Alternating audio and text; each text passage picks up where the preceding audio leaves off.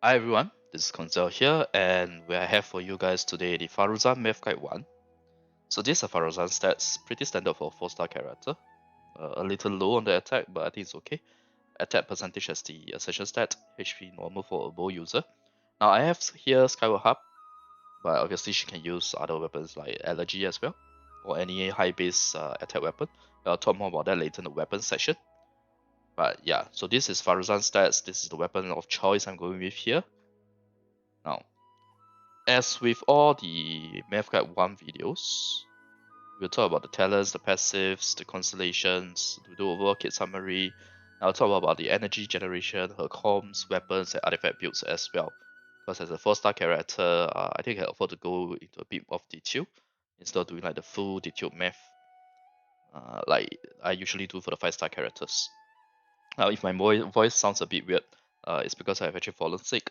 So, yeah, blocked nose and sore throat, stuff like that. So bear with me if I don't sound as articulate as I usually do. Okay. Now, first off, let's talk about talents. Only her Hurricane Arrow uses the normal attack talents in terms of the charge attack, which is why I only show the charge attack here. And I actually don't think it's required to level this at all. But if you can afford to, maybe just level it to level 6. But just up to 6, because the Precious Scara Mush Weekly Boss material, for now, needs to be better utilized, right? It needs to go to your Nahida, it needs to go to Wanderer.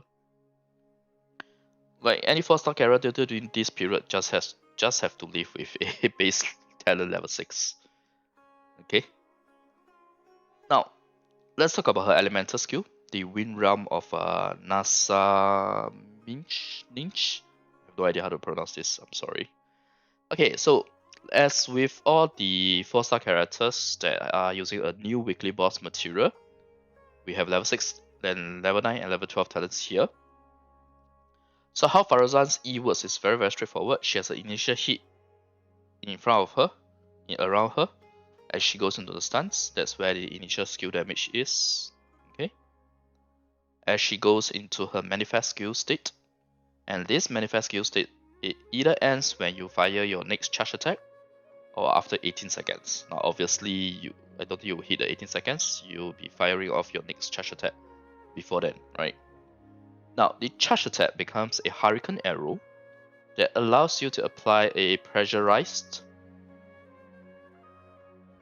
collapse vortex that does a AoE vortex that does an AoE vortex that pulls. Now the pull, as far as I can see, isn't that strong, but nevertheless it's okay. It still pulls. If I have to describe the strength of the pull, it looks like Yelan's E actually, the pull level. Now, just so that's clear, Hurricane Arrow, the arrow hitting itself is considered a charge attack damage and it follows your normal attack talent skilling, while the vortex that happens after the arrow hits is a E damage. Okay, this vortex damage here is your actual E damage. There's a very slight delay if Hurricane Arrows hits an opponent or character instead of the ground. So if you hit it on the ground, if you aim the ground like how you do it for Ganyu, right? It immediately triggers the collapse vortex. But if you hit an opponent or character, it takes about 0.3 to 0.5 seconds delay before it does the vortex. To be honest, it's not a big enough delay for me to say that it's better to aim your Hurricane Arrow on the ground. But if you want to make it simpler, just aim the ground, right? Because aiming the ground also has an advantage where you just aim for the middle of the enemies rather than a specific enemy, which is even better for pulling, right? Because you hit the middle and you do the pull towards all the enemies instead of, say, if you hit one guy that's on the front, at the very front, but it doesn't pull the guy at the back in a ring of a group of enemies. If you understand what I'm trying to say here, if the distance happens to be that far. And if you do aim only the ground, then you can just forget about the leveling her normal attack talent altogether. Just keep it at level 1. Especially since her C6 now applies Vortex and not Hurricane Arrow. Because previously her C6, in the previous beta version, her C6 actually triggers the Hurricane Arrow followed by the Vortex. Now, it doesn't do the Hurricane Arrow anymore, it's just straight up the Vortex itself. So even more reason that you don't need to level her normal attack talent. Okay? But like I said, if you have the books and the Mora to spare, just get it to level 6. Don't go beyond that. Unless we are already at a stage where you already have the new weekly boss and you can spare the weekly boss materials on her, then, you know, by all means, you do you. But for me, I think I'll just keep it at level 6 max. Okay, and by the way, energy generation is on her vortex, based on the Chinese description in the link. I know the same link, there's an English translation onto the Chinese text there that says that it's charge attack arrow. It's not. Okay, I can read Chinese, so I can tell you that it's the vortex. The original poster who posted it in Chinese is talking about the vortex. The energy generation is on her vortex, not the charge attack arrow hit. So C6 should still generate additional energy every 3 seconds. Oh wait, sorry. This is every 6 seconds, actually it's confirmed. Okay, so just bear in mind, it's energy generation. The energy generation is on the vortex. Now let's talk about her Q next, which is the Wind's Secret Ways. Likewise, I have level 6, level 9, level 12. Now there's quite a bit of text here, but it's actually very simple. Basically, upon unleashing her Q, she does this amount of damage in the AoE right in front of her. And what happens then is that her polyhedron that is summoned, it goes through a triangular route, where at first it's right for you. Okay, now look at this retest. Imagine this is Faruzan. At first it's here, you will then go to here, here, and back to here. That's the triangle. It always travels in this path. As it travels to each corner, you will unleash a Whirlwind Pulse, and that Whirlwind Pulse does two things. Okay, first off, without hitting anyone, the Whirlwind Pulse is able to give you a animal damage bonus from this effect called Prayerful Winds Benefit that lasts 4 seconds. I know 4 seconds sounds short, but you gotta understand that as the polyhedron moves to each corner every 2 seconds, you will unleash a Whirlwind Pulse. Okay, so your damage bonus is pretty much there all the time. In fact, it's 4 plus 4 seconds on top of the 12 seconds.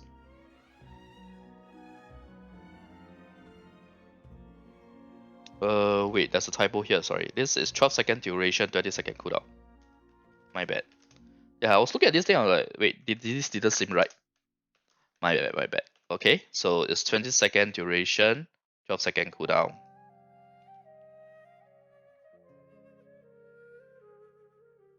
So, it means that she gives, basically, even at C0, she gives you 16 seconds of animal damage bonus and 16 seconds of animal resistance shred. But this animal resistance shred have an additional condition in which it must hit the enemy, right? If your Whirlwind Pulse doesn't hit the enemy, it wouldn't apply the resistance shred. Nothing new with this, it means the same thing for 4-piece VV.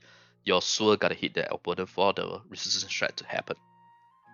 So this portion is pretty much the same, the way it works. It's just that it is done through her Whirlwind Pulses. Now, her Q talent level scaling is actually not too bad. If you look at level 6 to level 9 to level 12, but it's not that high. But one thing to note is that this damage only applies to when you initially summon her polyhedron. The Whirlwind Pulse that is unleashed as it moves around its triangular path, you know, like what I said, it does not actually deal damage. Does not actually deal damage, based on what I've seen so far. It doesn't apply anymore as well. All it does is apply that Perfidious Winds Bill, which is basically the resistance shred. And also to reset / extend the Prayerful Winds benefit duration, which is the animal damage bonus. If you guys can find a video that shows that it does deal damage, let me know, because I've actually gone through a few.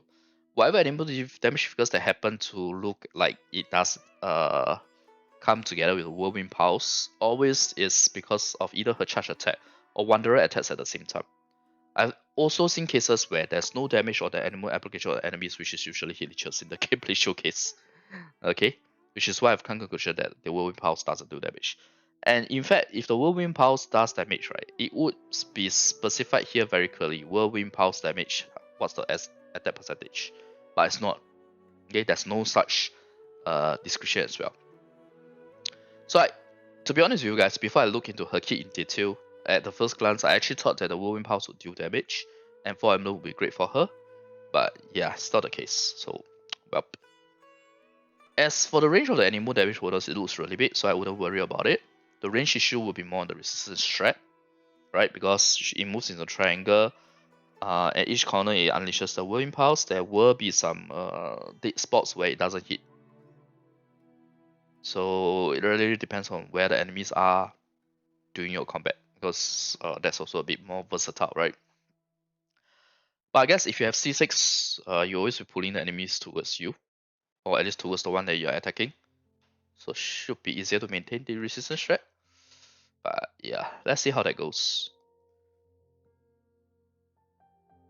So like I said, there may be a brief instant when the polyhedron returns, because okay, so the polyhedron returns goes to two corners before coming back, right? Because it travels in a triangular path per se. So imagine when you first release your polyhedron, it applies a 4-second resistance strat right in front of you where Faruzan is. It takes another 4 seconds. Oh wait, in fact, it may take more than 4 seconds. No, it's okay. It's about 4 seconds for it to come back. So there may be a brief instant where the polyhedron returns, but the whirlwind pulse is not unleashed yet. That results in the resistance strat not being there all the time. But I just wanted to call this out as a possibility. Regardless, for simplicity of math, I'll just assume that doesn't fall off. Okay? So just bear this in mind. It might take more than 4 seconds. It might be 6 seconds, worst case scenario. But shouldn't be the case. Yeah, it should be about 4 seconds with a bit of a downtime in between. Okay? So that's how her Q works. I'm really disappointed that the whirlwind pulse doesn't deal damage, because it will make her much better in terms of being able to deal a little damage, and also more importantly, animal application and source. Or I should be more exact, off-field animal application. Well, she will still have it at C6 anyway, but it's every 3 seconds for her C6, and I'll talk more about that later.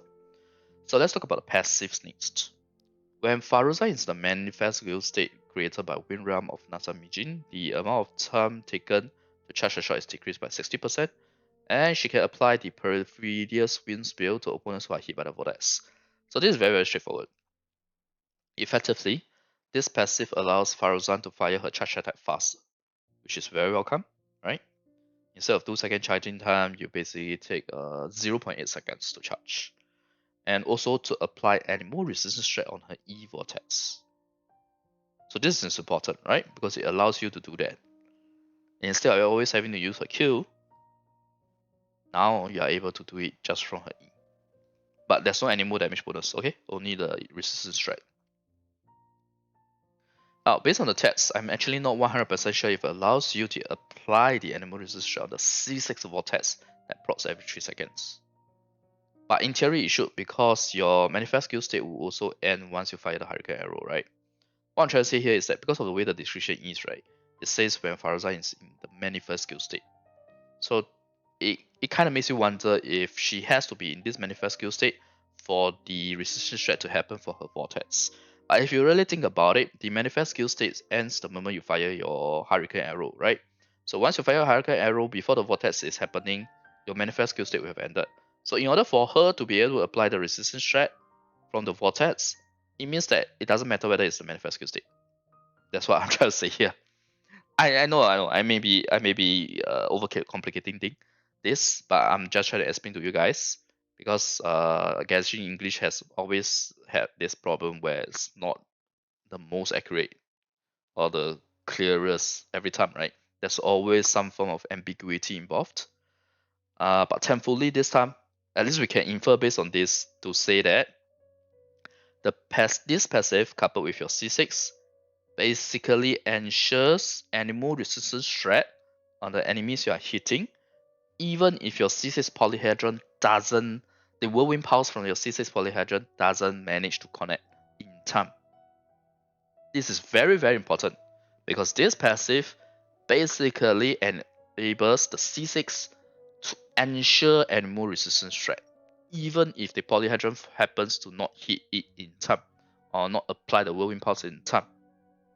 For whatever reason there may be, this ensures it for C6 anyway. C6 Faruzan. Okay, C6 Faruzan. not C6 Wanderer or other animal main DPS. Okay, so yeah, this passive is actually really good if you think of it that way. Though that requires a C6, but still. At least it's there. Okay, Lost Wisdom of the Seven Caverns. This is the A4 passive. When characters affected by the Prayerful Winds gift, which is the animal damage bonus from her Q, deal animal damage using normal charge, plunging, attack, elemental skill, or elemental bursts. So basically what this means is that it excludes reaction damage. Right? Because previously it was just stated deal animal damage, but now it states these 5 types of attacks, which means that it is specifically excluding sword damage. That's how you read this. Okay? It means that sword damage is not included for this effect. So effectively, when you do animal damage with these 5 types of attacks, you gain something called the Hurricane Guard effect, which basically is a flat damage bonus that scales off a Faruzan space attack, which is the reason why I'm using Skyward as my weapon of choice. Although you can easily use something like Allergy for that. But yeah, I'll talk about that later in the weapon section. Now, one instance of Hurricane Guard can occur once every 0.8 seconds. This is big. Why? Because unlike quota, like on Shenhe, there's no quota here. Your only limiting factor is every 0.8 seconds. So it's a flat damage bonus that scales off your Faruzan base attack every 0.8 seconds. And now I know that this got nerfed. It was 57.9%. I can't remember. It wasn't a round number previously, but it was about 50+%. And you know, it did get nerfed quite a lot. But you gotta know that it's still a lot of additional damage. Not to mention it's every 0.8 seconds. Every 0.8 seconds without quota limit. Although Yunjing has like a 30 quota, which is quite comfortable, more or less. It's like against multiple enemies if I didn't remember wrongly. But I'll be honest with you guys, right? The previous figure was just too strong for a passive. It's a passive. It's not even a talent. It's a passive. It's not the active talent. So yeah, I think the nerf was okay. If I have to be fair and say it right, I think it's an okay nerf because the previous version was just too strong. You gotta remember this is a passive. This is not an active talent. If it was an active talent, then I'll complain about it like crazy. But if it's a passive giving you 32% base attack flat damage bonus, it happens every 0.8 second and no limit, so you can just keep happening, keep triggering as long as you have your Prayerful Winds gift, which is the animal damage bonus from her kill. This is really good. Okay, even with after the nerf. Now, on a side note, I also believe that the C6 Vortex will actually benefit from this too, because the C6 Vortex is considered elemental skill damage, right? So it should also trigger this, and it should be Faruzan. So I would think that the instance of Hurricane Guard on the C6 Vortex should be a flat damage bonus that is applied to Faruzan's crit stats as well. Because of the way Prayerful Winds give the text is stated, right? It says applied to all nearby party members. So whenever it says all nearby party members, it means that your entire team is getting the buff, even if they're off field. You can go refer back to other texts like Fortunacity, for example. Yeah. So Wanderer gets this flat damage bonus every 0.8 seconds while on field, and Faruzan gets this every 3 seconds from her C6 effect too, even when off field. That's what I'm trying to say here. Now, obviously, I need to test this to be sure, but based on the test, based on the understanding, both of her passive really synergize very well with her C6 as well. Lastly, her other passive, which is basically the 25% more reward for Sumeru Expedition. Now, although this is nice, or rather it's decent, but what I really want is 2 monster characters with this effect. So that you can have all 5 characters having this effect. That would be much better, right? And we can't drop monster because monster is the only one with 2 ores. 2 ores from the expeditions. 2 expeditions having ores. So, yep, that's the passives. So let's talk about Constellations next.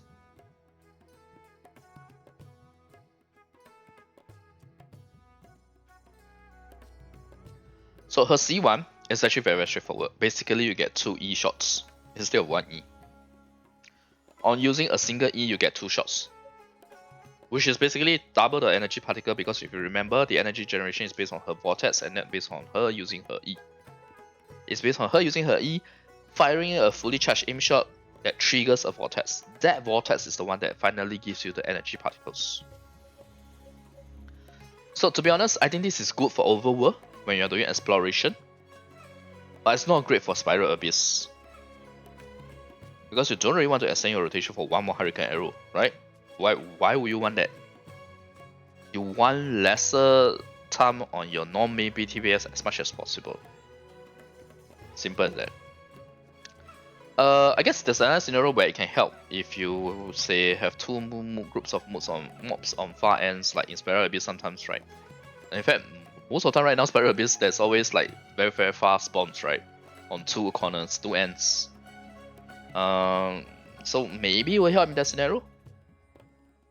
But yeah, I don't recommend using this in Spiral Abyss, but it's great for overworld, good for overworld in terms of exploration. Having one more Hurricane Arrow. So for C2 is really good. Okay, it's one of the best Constellation because it pretty much improves her animal resistance strength and damage bonus and the A4 passive. Yeah, remember, because this depends on this, right? To 100% uptime. From a 12 seconds up duration and a 20 seconds downtime. Cooldown, so 8 second downtime. It basically makes 18 seconds and 20 seconds. So it's only a 2 second downtime. 2 seconds is not even enough time for you to finish your actions on your other characters anyway. So that's why I say C2 is really good. But anyway, to be honest with you guys, I've already done the Wanderer math guide to, I'm like halfway through. I've completed the rotation and the energy math. So in terms of rotation wise, I have found a rotation where you don't need a C2 to have the buffs all the way from her Q for Wanderer actions. But it's still good to have it to make sure, because the timing is very, very tight now. Her C2 basically makes it not as tight, makes it much more manageable. So yeah, C2 is good, but it's not like an absolute must. I know on paper it sounds like an absolute must, but what I'm trying to tell you guys is that for some rotation it's not. At least for my Wanderer Math Guide 2, it's not. But I'll talk more about that in Wanderer Math Guide 2. Okay. So C3, as expected, it improves your E level, which is your vortex, right? Because her Q whirlwind pulses don't do damage. Which, yeah, like I said, is very disappointing to me. Q isn't as great, so that's why E is first. But to be honest, I think the Q talent levels are still better. Even though the Q doesn't do damage. Why? Because it affects the animal damage bonus as well. Yep. Alright, now let's talk about C4. C4 basically helps Faruzan. Oh, I just realized I have not even included this in my math yet. The energy math. Now, how the C4 works is very, very simple. When your vortex hits one opponent, you restore 2 energy for Faruzan. Any additional opponent restores 0.5 energy more for Faruzan. Okay? So it helps because Faruzan is very energy hungry, right? With an 80 energy burst. So she will need high ER. So C4 will definitely help, but it's not critical per se. Because in the first place, you gotta remember that this is still very dependent on number of enemies that you have. If you're up against a single enemy, this only gives you 2 energy, which is pathetic. Let's be honest, it's pathetic if it's only 2 energy. But in a multiple enemy scenarios, this can become very good. For example, let's say if you have 3 enemies, that's already 3 energy. Still not that great. If you have 5 enemies, that's 4 energy, so it's slightly better. But still, 4 energy out of 80, still not that great. You're still gonna need a lot of ER on Faruzan. C4 just helps a little. Okay. In fact, you want to talk about energy, C6 is the one that actually helps a lot more. But we'll come to that soon. So C5, basically you increase the Q talent level. Honestly, I think that this should be C3. But I guess Hoyoverse expects her Vortex to be a key moveset, so that's why you get E instead of Q on C3. Meh. Not a big thing between the two anyway. Even if I feel that this should be C3, it's not a huge difference even if it's not. Now, in terms of the C6, effectively, other than giving the animal damage bonus, the player full wins benefit will also give you 40% increased crit damage when you deal animal damage. When your own active character deals damage while affected by the same animal damage bonus, the player full wins benefit, your active character will also apply pressurized collapse to the opponent damage. So I'm pretty sure this skills of Faruzan's talent level, which means that it should also be based on Faruzan's trigger in terms of the A4 passive. That's what I'm expecting. Okay. I don't think it will be such a unique case where you trigger a pressurized collapse that's based on Faruzan's talent level, but based on the crit stats of the active character. That would be way too imba actually, if you ask me. Because that means that you don't need crit stats on Faruzan, you just need to all out crit stats on the character who will be triggering it. Feels a bit too imba. I think they should encourage people to go still get crit stats on Faruzan. Now, this pressurized collapse effect can trigger once every 3 seconds.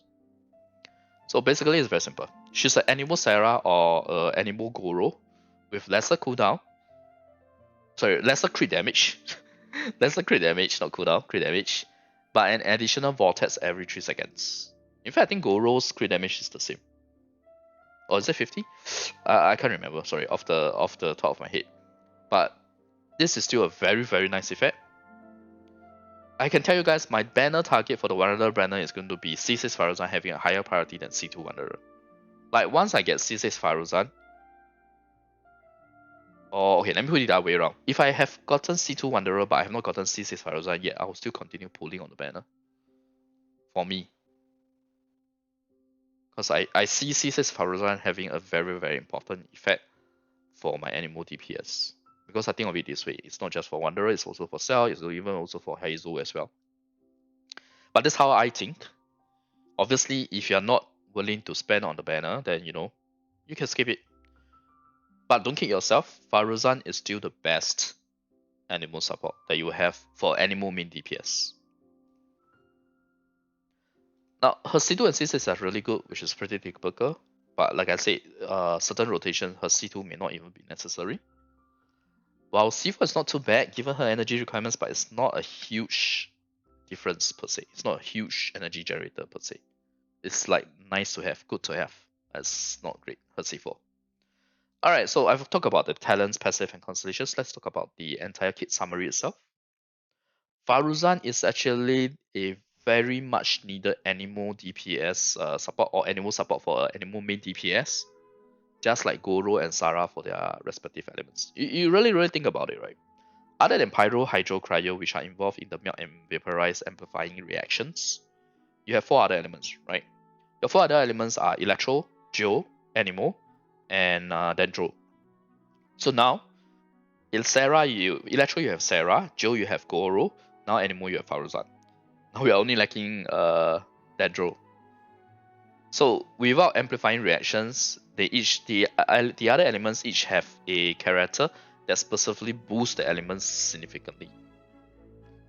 Except Dendro. But Dendro is a bit different because Dendro you can also go get yourself the spread. So in a way, hard for me to say, but it may not necessarily need like a Dendro Goro, Dendro Sarah, or Dendro Faruzan. But I do believe that eventually it will be out anyway. But it will not happen for Pyro, Hydro, Cryo because those have melt and vaporize. Yeah.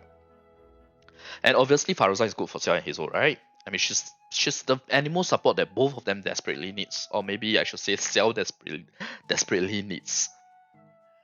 Now, on top of all that, Faruzan gives you CC, crowd control, although it's not that strong, her boost. You have animal damage bonus, animal resistance shred, a very strong battery effect, crit damage, and even better battery effect at C6. Her C6 actually is a much better battery effect for herself as well than her C4. I can tell you that very confidently because I already finished the energy math for Wanderer Math Guide 2. We're talking about a huge difference of ER required. Now, I'm sorry to sell means, right? But looking at Wanderer's kit, he's probably going to be the best choice for Animal Me with Faruzan. I mean, there's a reason why my Cell is the first 5-star as far as C0 back then, right? It's not just about the playstyle. I also know that he, based on his kit, he's going to be limited. Limited by what? Limited by the fact that he has to jump and plunge, jump and plunge, jump and plunge. Attack speed doesn't work on plunge attack. Attack speed works on normal attack. That alone should be a big indicator who's better between the two. Why else do you think that there are so many attack speed buffs on Wanderer from the signature weapon to the constellations? It's very obvious. Hoyoverse knows this as well. Right. Alright. But regardless, Cell will still get a huge boost with Faruzan, so it's good news for Cell mains nevertheless. My real only gripe about Faruzan is the fact that her Whirlwind Pulse doesn't deal damage. Even like, I don't know, 20% I'll be much happier, because at least that means she's able to do swirl and reactions and stuff like that, and help apply other elements too through swirl.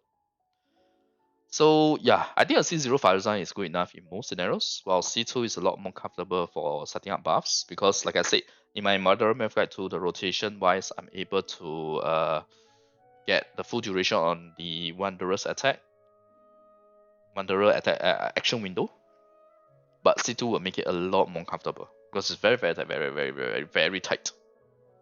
And it's so tight that if you have to dodge somewhere in between for the rotation before setting up, before Wanderer's time, right, you will lose some buff time. That's how tight it is. C2 basically makes it such that you can dodge for 6 seconds. You can dodge for 6 seconds and you're still okay. Okay, I mean obviously you're not going to dodge 6 seconds, but yeah, you get what I'm trying to say.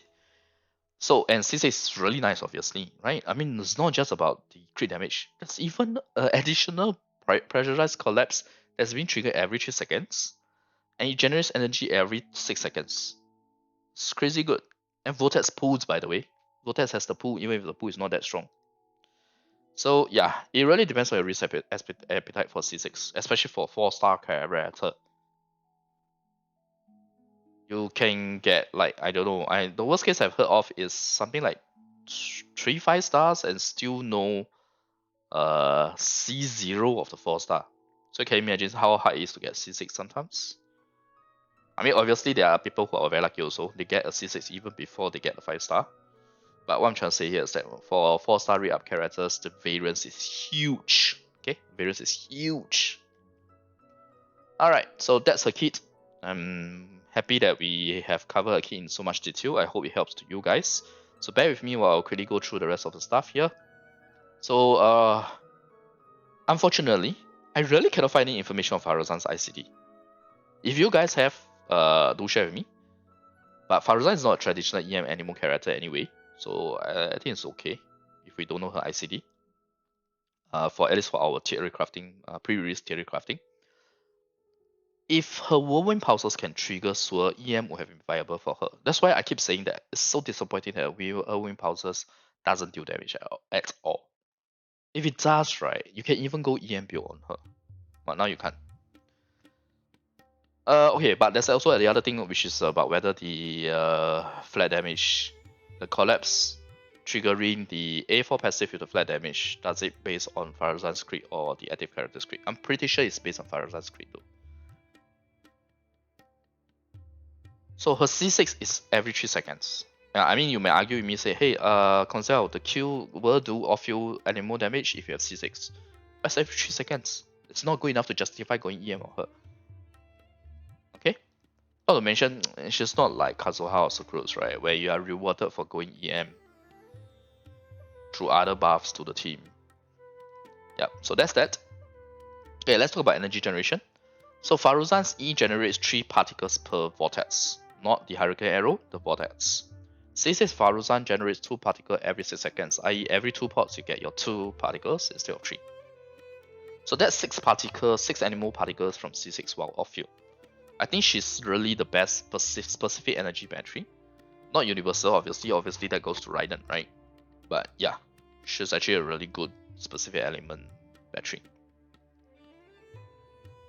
So in terms of Faruzan's comp, it's very simple, right? She's the best animal support for any comp with Cell, Hazel, or Wanderer. Enough said. I don't think I need to say more than that. Oh, by the way, if you use any of the 3 above and without Faruzan your complete damage is bad, then What do you expect really? It's like telling me Itto is back without Goro. Oh shit, Sherlock. Right? Okay. Anyway, next weapons. Since her A4 skills off for base attack, preferably get a high base attack weapon. Highest base attack bow would be Skyward Harp, and my Syra is using that too. Now, another good 5-star weapon option would be Allergy actually, to provide attack percentage and EM buffs.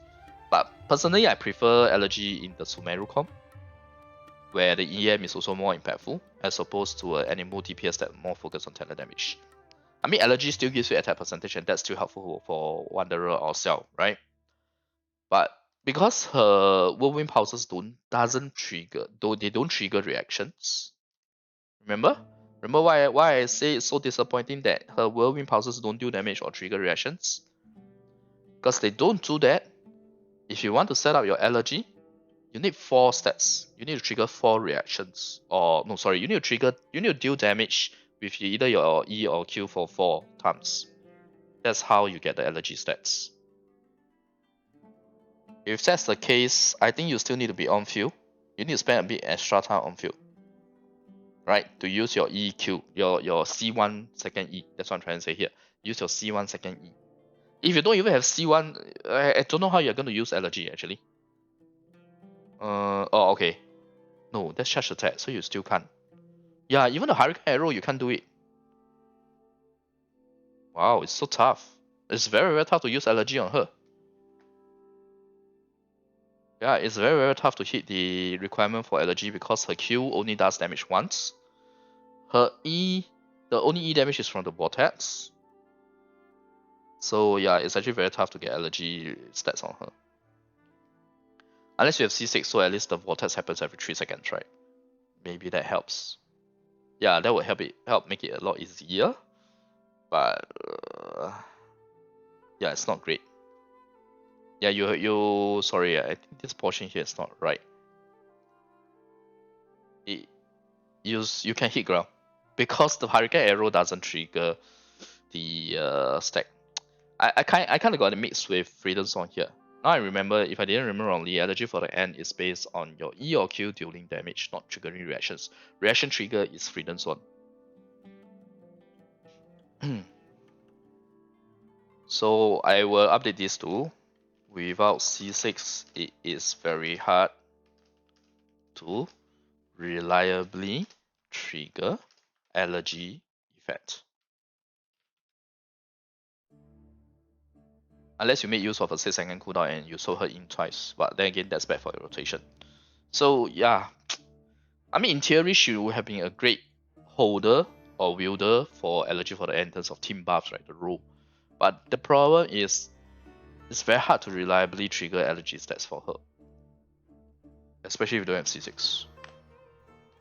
Even if you have C6, you still need to use your C1 second vortex. So that's 2E vortex plus 1 Q damage plus 1 more C6 effect in order for you to get the 4 stats. So you still waste your rotation time. Yeah, I don't recommend allergy, I'm sorry. It's too hard to get the stats. Unless I'm thinking of this wrongly. If you guys have any idea on this, if you think differently, if I missed something, feel free to share in the comments, yeah? Now, for 4-star weapons, I'll recommend going for the highest base attack that you can go, which is like the 565 attack, right? That is on both.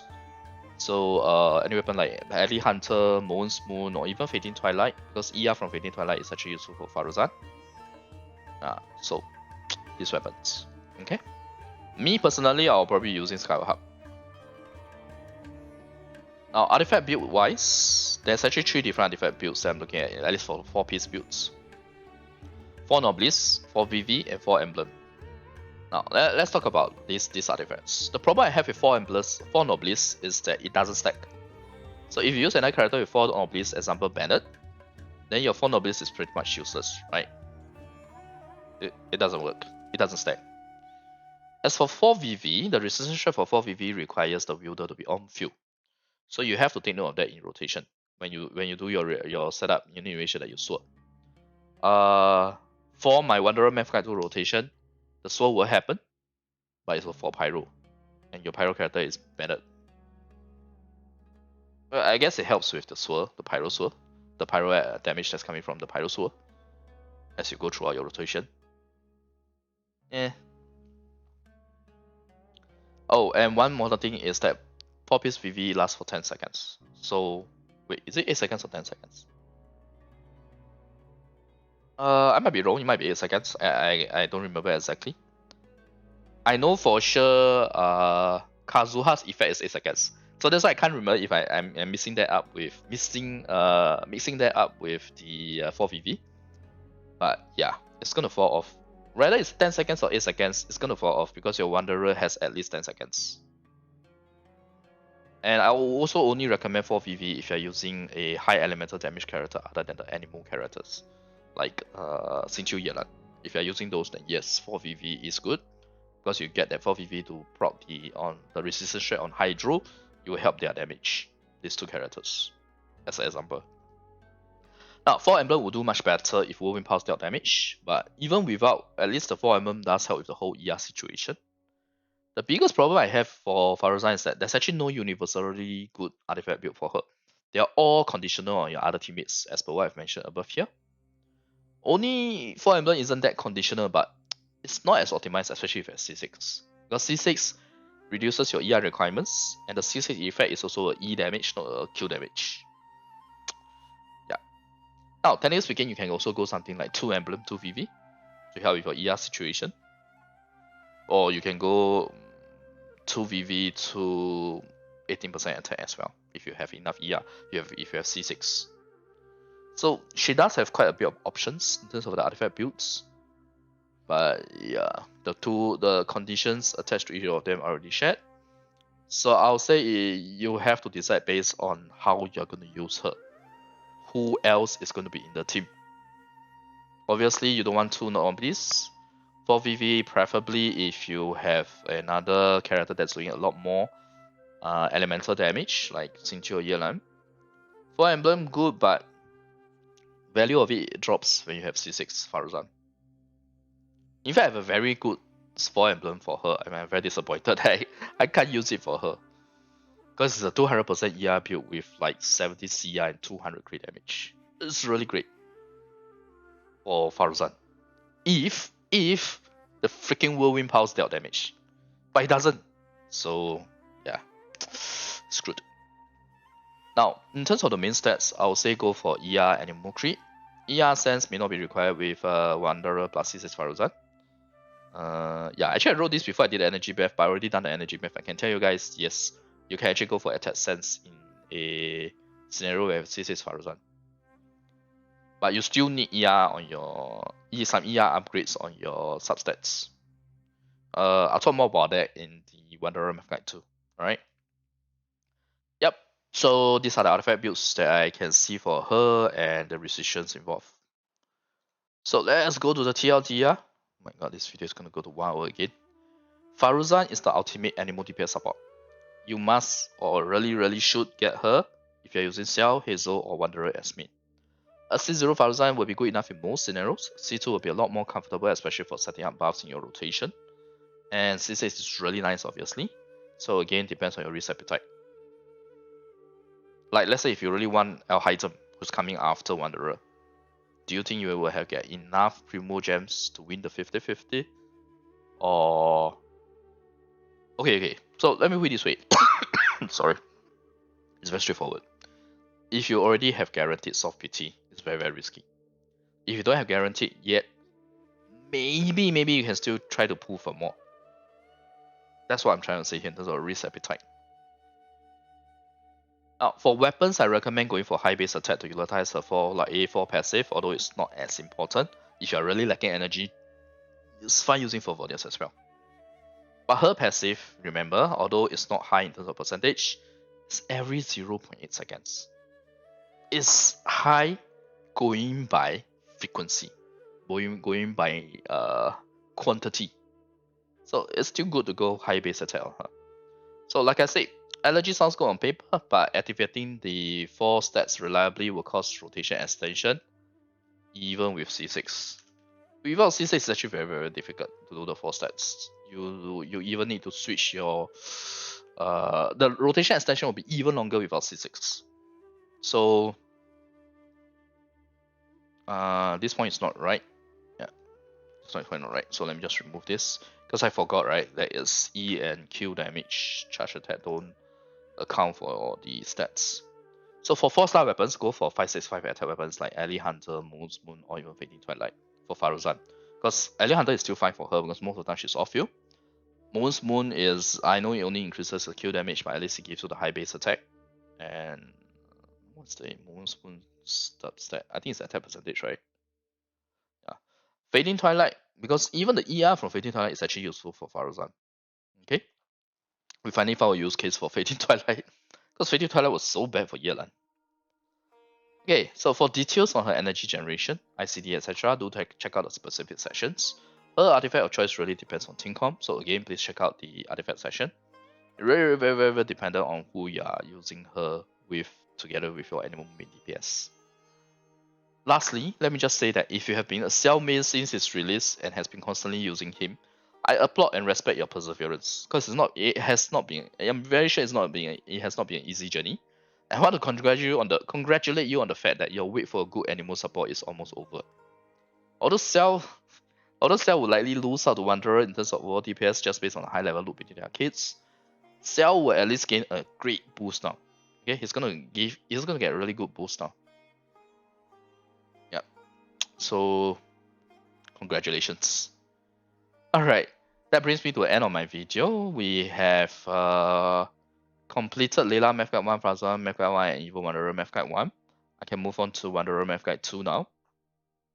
But since I'm sick, right, it may take me a bit longer time. But anyway, it's going to be the weekend soon, and I usually can't do videos on weekend as well.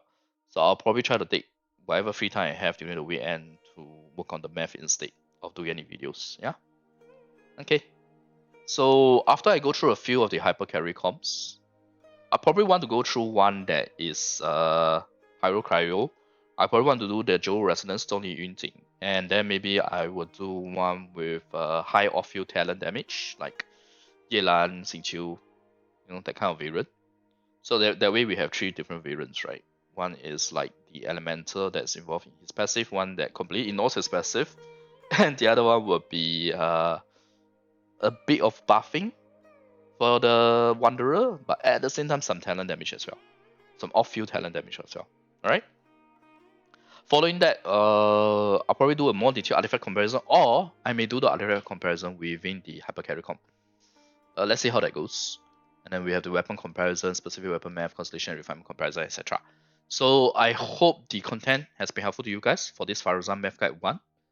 I think there's still one more round of change that can come. I really hope that they'll allow her Kill Whirlwind Pulse to deal damage, as it opens up a lot more options. Like, it even makes Allergy more viable for her. But right now, it's not. So yeah, I really hope that they allow Whirlwind Pulse to deal damage. Even 20% attack damage, I'm fine, man. Yeah. Alright, so thanks everyone for watching. If you find that the content is helpful, remember to like video and click subscribe for more. Bye.